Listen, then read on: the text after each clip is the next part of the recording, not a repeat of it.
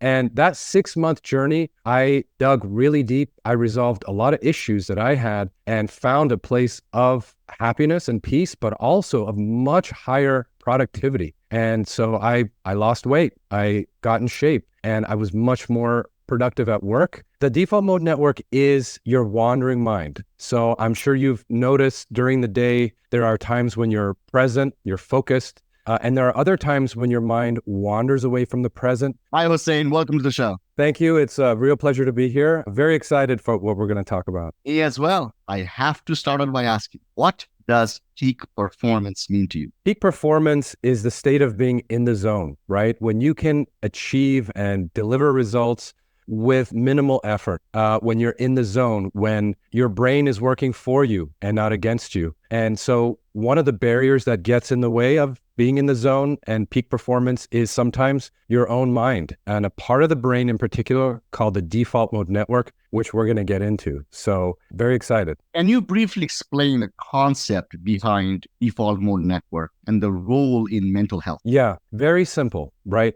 The default mode network is your wandering mind. So I'm sure you've noticed during the day, there are times when you're present, you're focused, and there are other times when your mind wanders away from the present, maybe thinks about something that happened yesterday or 20 years ago, or has you worried about the future. That wandering mind, that is the default mode network. It has a name now, and it's one of the 7 networks in our brain, in the cortex. And it's some really fascinating science that's now connecting mental health with spirituality and peak performance. It's all coming together, and it's very exciting science, actually. For our listeners, just to introduce them, Hosein wrote a bestseller book, Breakthrough, Master Your Default Mode and Thrive. This concept of default mode network is in that book. For those who are interested, we'll obviously deep dive into it here. We don't have control over our wandering mind. Nobody chooses to be anxious. Nobody chooses to be afraid. So for those who feel paralyzed by it, how do they go about even beginning to control this? Yes, that's right. So this default mode network, this wandering mind, has a tendency of taking over whatever you're doing and leading you off a path that you may not want to be on. The default mode network could have its hand in things like anxiety, depression, addiction, emotional pain, and some other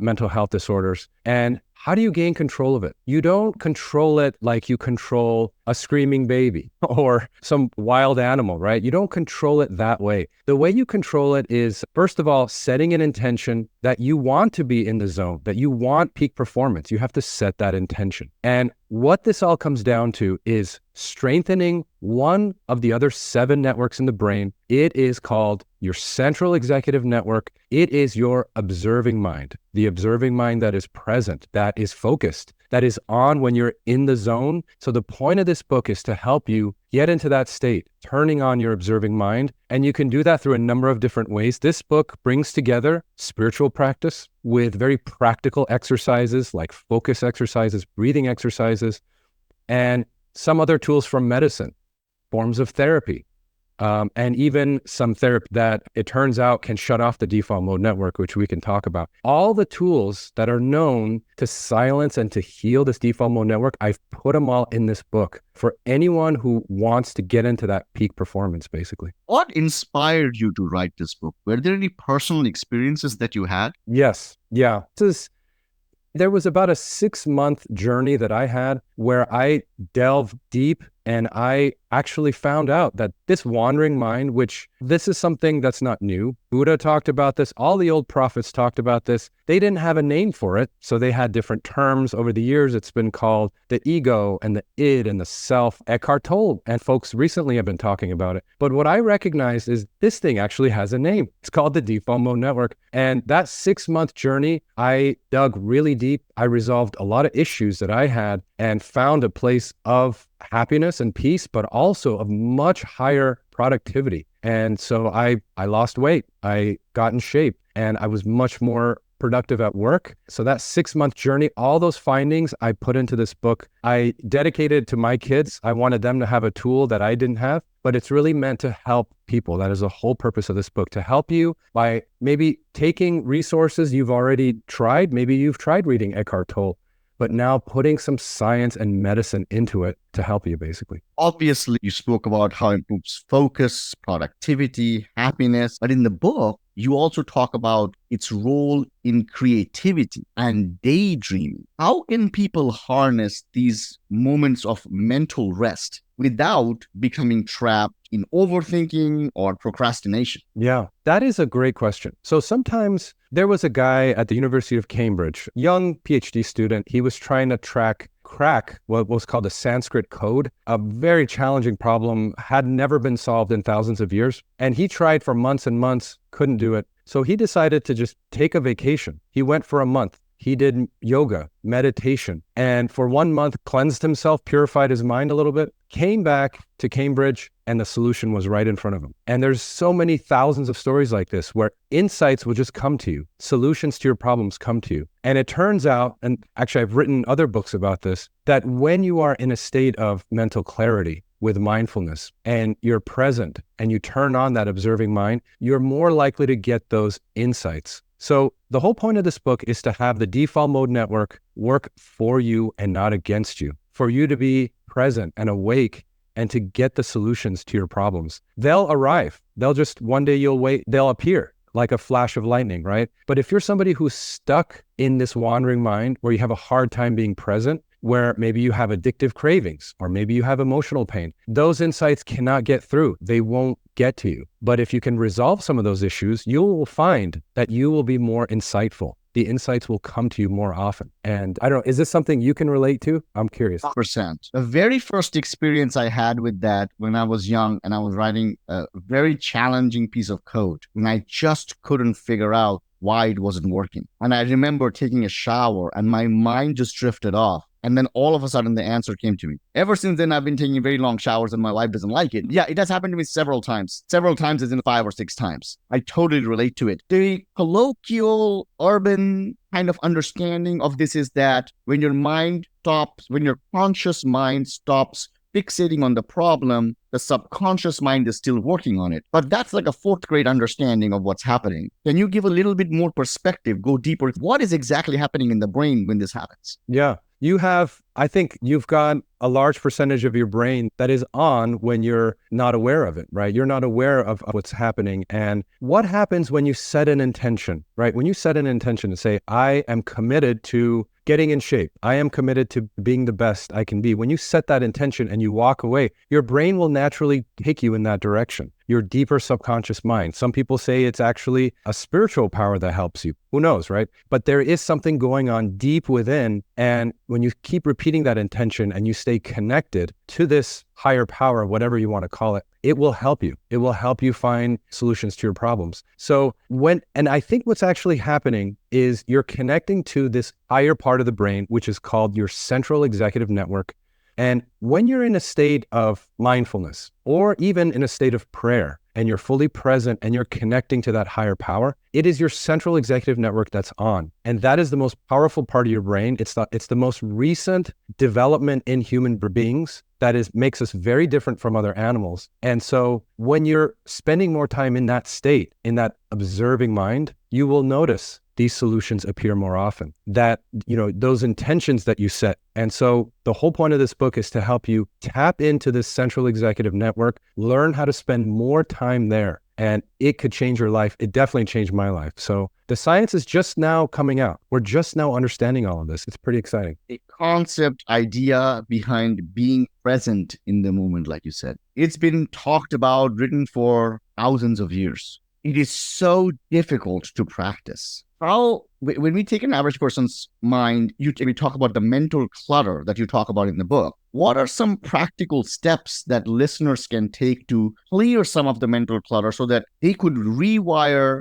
their default mode network for success so that they could be present when they need to? Yes. Number 1, set the intention. I want to be happy, healthy, and at peace. I want to have greater mental clarity. Set that intention, set it every day, and keep setting it. And when you've noticed yourself veering off the path, get yourself back on the path. Stay on the path, right? In Buddhism, it's all about the path, the journey. And what tools can you use to help quiet the default mode network? So things like mindfulness exercises work extremely well. And it turns out people who meditate, Buddhist monks, what they're literally doing is quieting this default mode network and turning on that central executive. These are things you can see on an MRI. These are actual networks that are on. So prayer, it turns out, prayer actually also quiets the default mode network when you connect to a higher power. And then very practical exercises, breathing exercises. There are many of them in the book. Focus exercises where you spend 5 or 10 minutes intentionally focusing on the sights and the sounds around you can also silence that default mode network. And we're all a little bit different, but for some of us, it's music. For some of us, it's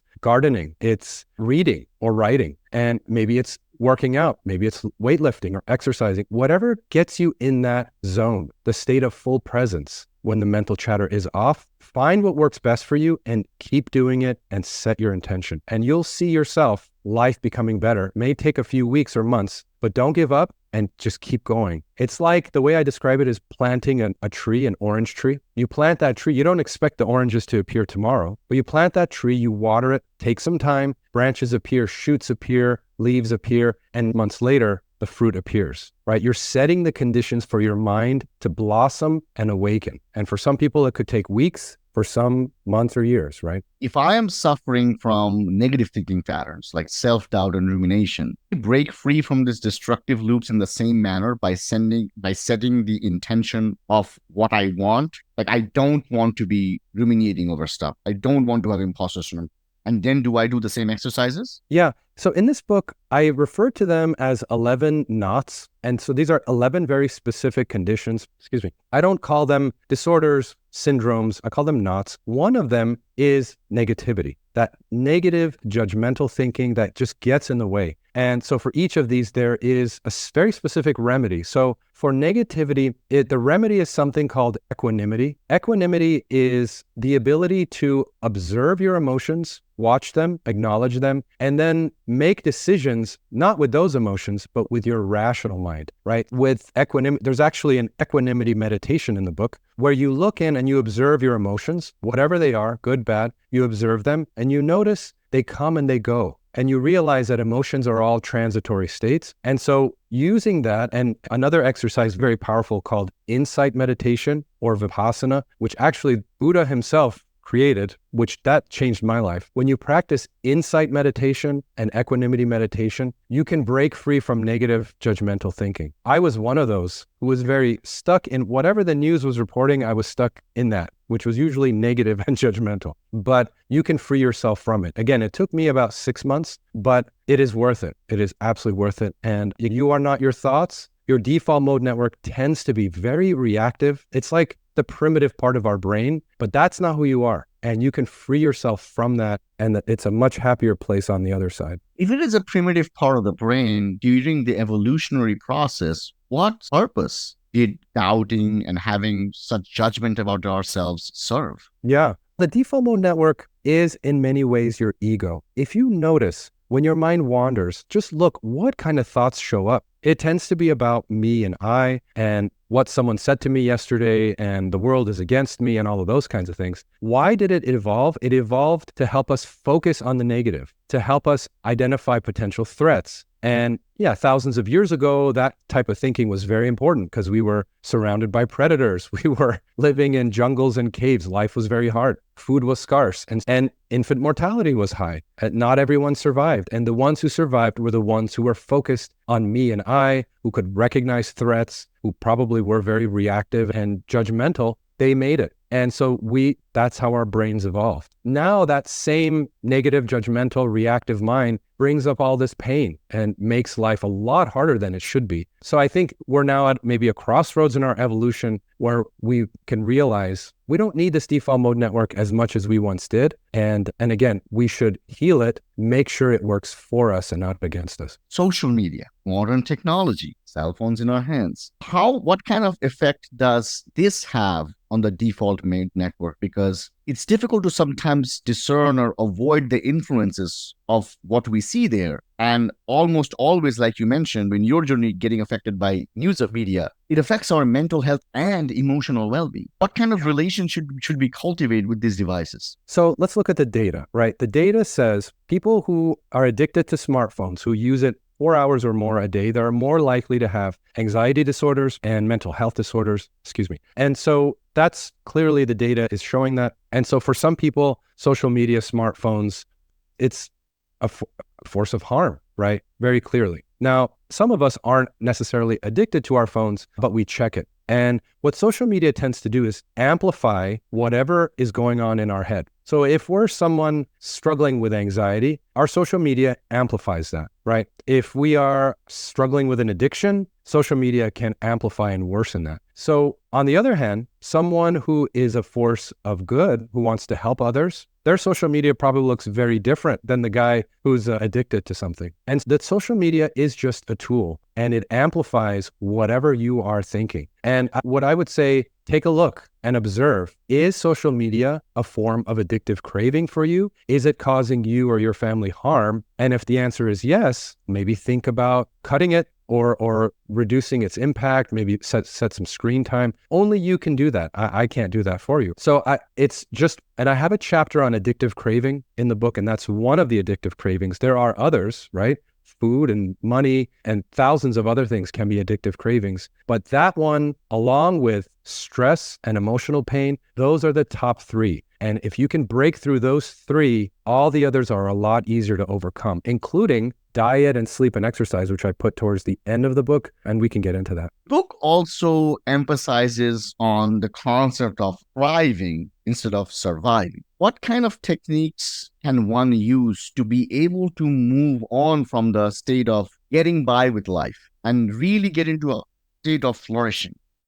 Yeah. What does that state look like? I'll give you an example from my own life, right? So several years ago, life was just reacting to what was coming. And every day we've got stressors and life is unpredictable, right? So I used to be in a state of constantly reacting to the ups and downs of life. And that makes life painful, makes life very difficult. You have a hard day, you react to it, you have a glass of wine, and so on and so forth, versus a state of flow where you recognize that life has ups and downs, but you wait for insights to arrive. You don't react to things. You recognize that life is unpredictable, but you have resilience. And more importantly, this default mode network is working for you. You can recognize when it turns on, you can learn to silence it, and it helps you in life. It helps you solve your problems. That's the difference between just existing versus thriving. And this book is, again, all about helping you thrive. Do you think that inherently from within, we are truly capable of changing? People can truly change? Absolutely. I think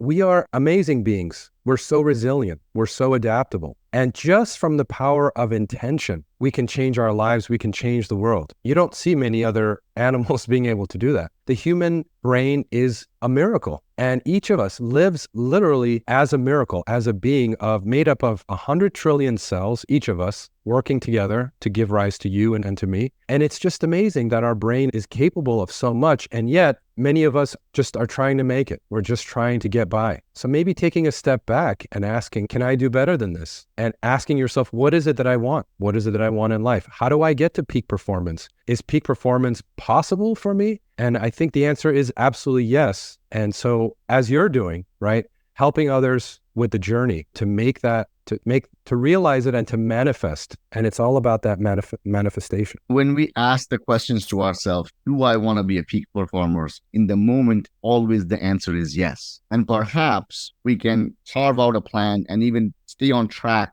with it a day or two. But it's always the consistency that lacks, right? And sometimes it's not our fault entirely. Sometimes the minutiae of life gets in the way. This is just such a big problem. How do we tackle this? How do we tackle it? Let's start with a very specific example. Okay, diet regimens. Okay, it's a huge industry. Unfortunately, obesity is a very big problem. The vast majority of folks in the developed world are overweight, and there are tons of diet regimens and gurus out there, and they can make you lose weight, 10, 20, 30 pounds of weight. You can lose it in weeks. But for the vast majority of people, the weight comes back. Why is that? It's because many of us overeat to deal with our emotional pain or our stress or our anxiety. It's a form of self-soothing. We're coping with our default mode network by eating. And that's why most diets fail. Our own mind gets in the way, and this default mode network gets in the way, the wandering mind, the mind that gives you doubt and mental chatter and has you obsessed about some argument you had yesterday or last week.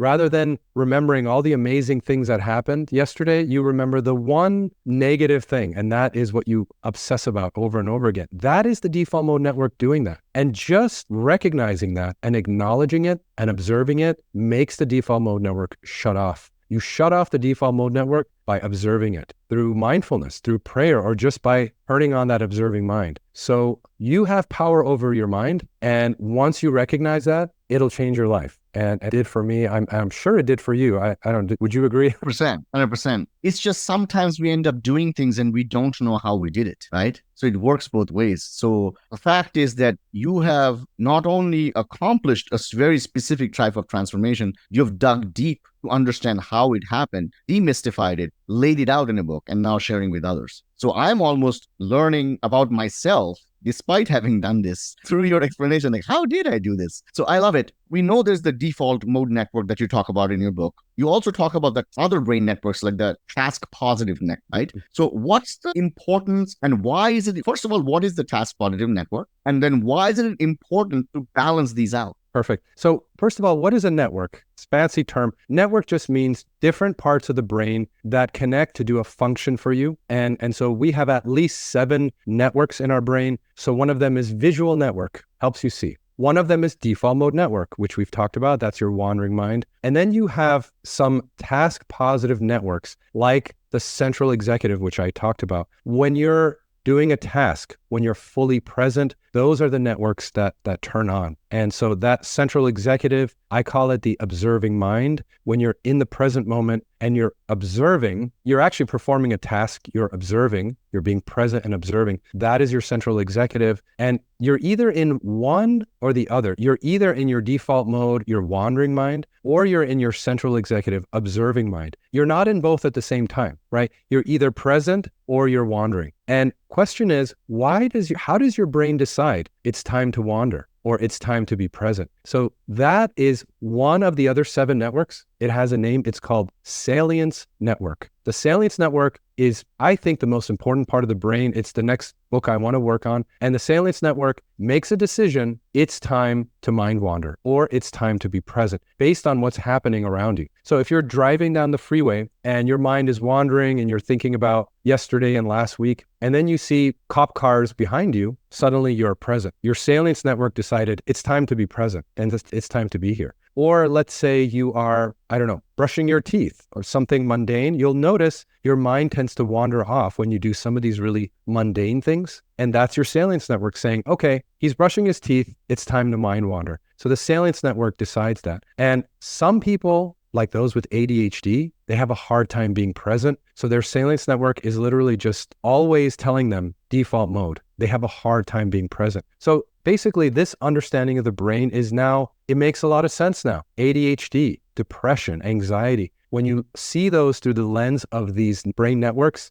it makes absolute sense. And I think this is why we are going to see new therapies coming and new ways of dealing with some of these conditions. Rick Doblin, founder of MAPS, endorsed your book. How does your work on the default mode network intersect with psychedelic research? There is a very direct connection. And actually, the default mode network was popularized by folks like Rick Doblin and others who were trying to understand how these plant medicines actually work in the brain. And there was a set of scientific papers where they actually took people taking plant medicines and looked in their brain at what was happening. And they found plant medicines, psychedelics, shut off the default mode network. And so that was a clue, but we didn't quite understand what does that actually mean. And I think now when you look at that science in the context of neuroscience, medicine, and spirituality, you realize the default mode network is a very important part of the brain. And I think what Rick Doblin and folks like him on working on psychedelics, they're looking at one very specific application of the default mode network. And I think we will see plant medicines approved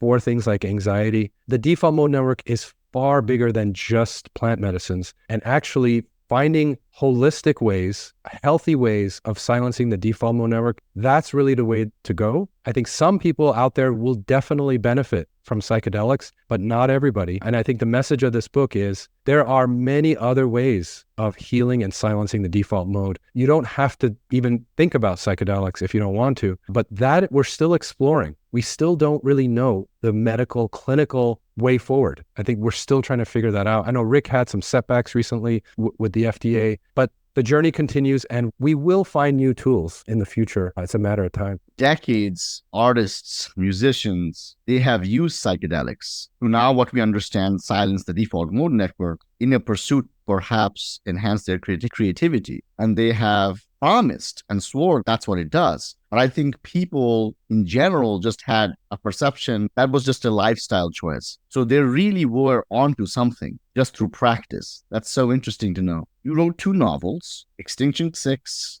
Project Bodhi. They both explore mindfulness and innovation. How does fiction allow you to explore these themes differently than your scientific writing? That's a great question. My first book, Project Bodhi, it was actually a self-help book disguised as a novel. There are some things you can do with fiction that you can't do in a self-help. So the main character, his name is Austin. He works at Google and he's a young psychonaut. He's a partier. He has potential, but he's just not able to make it in life. But you see him transforming and you see him developing some of this insightful awareness and learning about his default mode network. And so that is a story, but within it is a self-help book. So Breakthrough, this book here, and Project Bodhi have a lot in common. The difference is Project Bodhi is a novel. And funny enough, I wrote it about 10 years ago about life in 2029. And so the main prediction of the book is that by 2029, we will have smart glasses that will replace the smartphone, which seems to be coming true. And Mark Zuckerberg talking about by 2030, we're no longer going to be using the phone, which I think will be exciting. Anyway, bottom line is all 3 books, it's the same message. It's trying to help you understand how your brain works and be the best you can be. It's all about trying to help people with peak performance, just like you're doing, but with books, yeah. As an entrepreneur, we try to promote peak performance in all areas of life.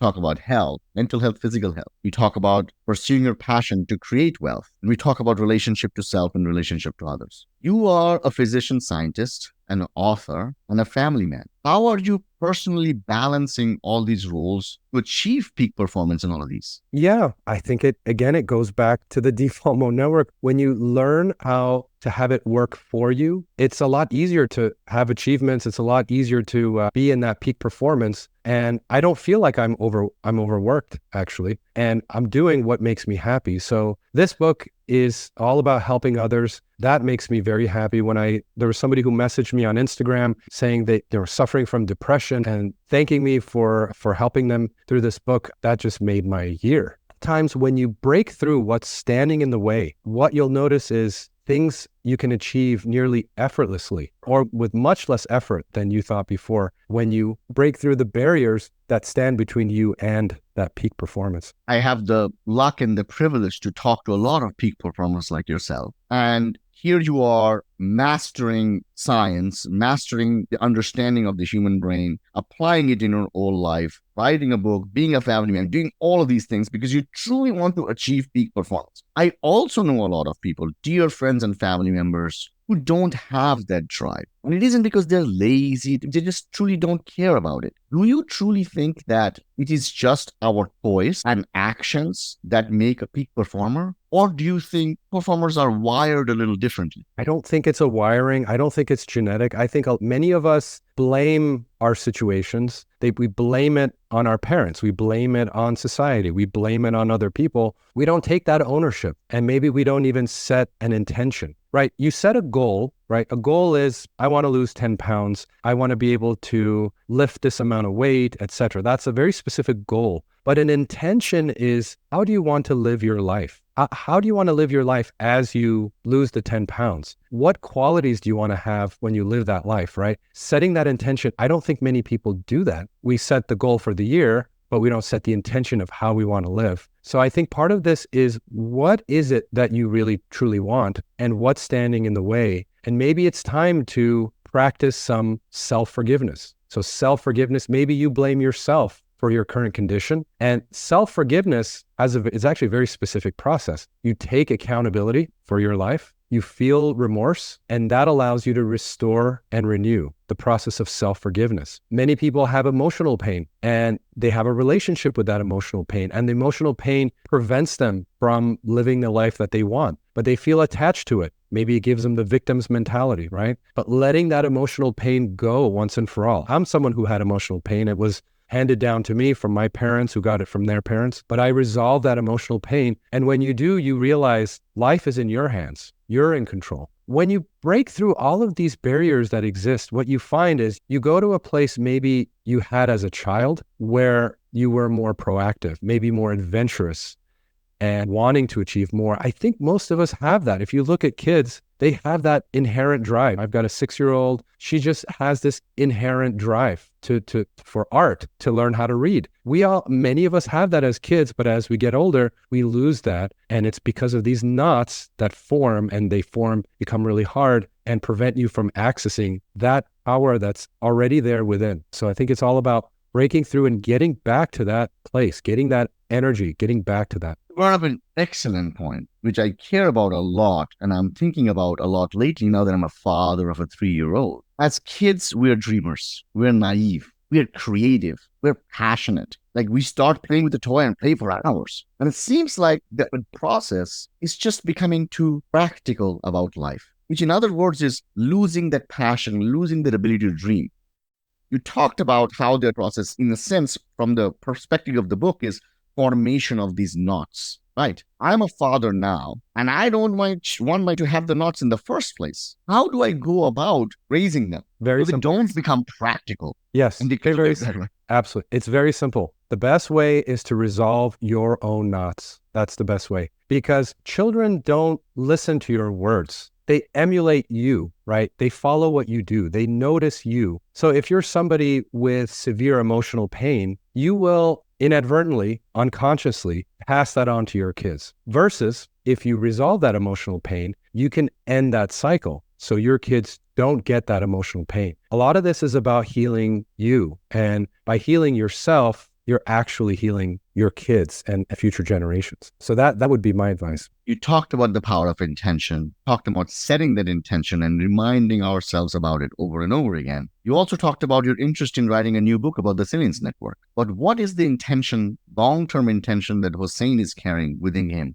Yeah, it's very simple. It's really helping others. I know it sounds boring, but I don't see myself as the next big blah, blah, blah. That's a trap. And so I'm not here to be the next whatever, Eckhart Tolle or whoever's Tony Robbins. It's not about selling books and becoming a blockbuster best-selling author. It's just about helping the person out there who's looking for help by taking all of this amazing science that we're seeing and translating it in a way that people can understand it. And as scientists, we do a horrible job of that. Absolutely horrible. Scientists they speak the scientific language, they think they're special, and they don't really care about whether others understand what they're saying because they're in their ivory tower. But my intention is very simply to help others, because I've noticed there are two things I need to be really happy in life. The first is to be present in this moment, appreciating this moment. And the other is having an intention to help somebody else. Those are the two things I personally need for happiness. The rest of it, the money, the title, those don't bring me any happiness. They actually enslave me and make me unhappy. And I found this through experience. So again, yeah, whatever I do, the intention is to help other people. This podcast was created because not only we wanted people to know about what true entrepreneurship is about and what true entrepreneurial life is about, we also wanted to warn them about some of the stuff that is on the internet, which misleads people into thinking what an entrepreneur's life is. You are in a very specific field where you're connecting neuroscience with philosophy and spirituality and meditation and practices and habits. Without taking names, there are some other people who are out there who are also trying to do the same as a naive sufferer of life who's looking for answers. And when we are suffering, we're just grasping for anything. What are some things to look out for to identify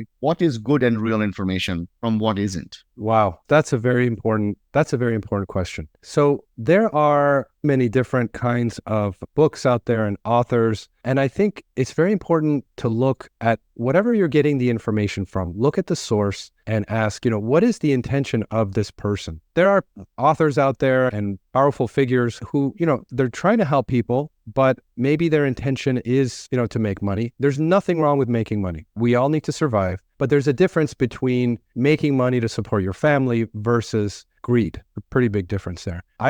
Don't accept everything you read, and be critical and question, just like a scientist would question and ask, is this truth? Is this a source of truth? And this is your own journey. I can help you on your journey, but it's ultimately your journey that you're taking. Don't just blindly follow somebody, but carve your own path. I think that's very important. So I have many friends who followed some folks we talked about earlier, and it hasn't necessarily changed their lives. So blindly following may not necessarily deliver results. Take your own journey. Find out what works best for you. And it's all about testing. While we may not have the knowledge on the understanding of what is what, we can test it and see if it does any good. And if it doesn't, maybe it's time to move on. But a lot of times we develop a religious type of connection with a figure because we just believe that this person will help us. And sometimes it doesn't pan out that way. Yeah, there's a technique in the book that I strongly recommend where you spend 10 minutes and you start the exercise by just looking inside and asking yourself very honestly, how am I feeling in this moment? And you observe whatever state it is, positive, negative. And then you can do one of the countless exercises in the book, a focus exercise, a breathing exercise. And after the 10 minutes, look back inside and ask, did any changes take place? Just like a scientist would look, and study yourself and find out what works best for you. For me, personally, insight meditation, vipassana, extremely powerful. I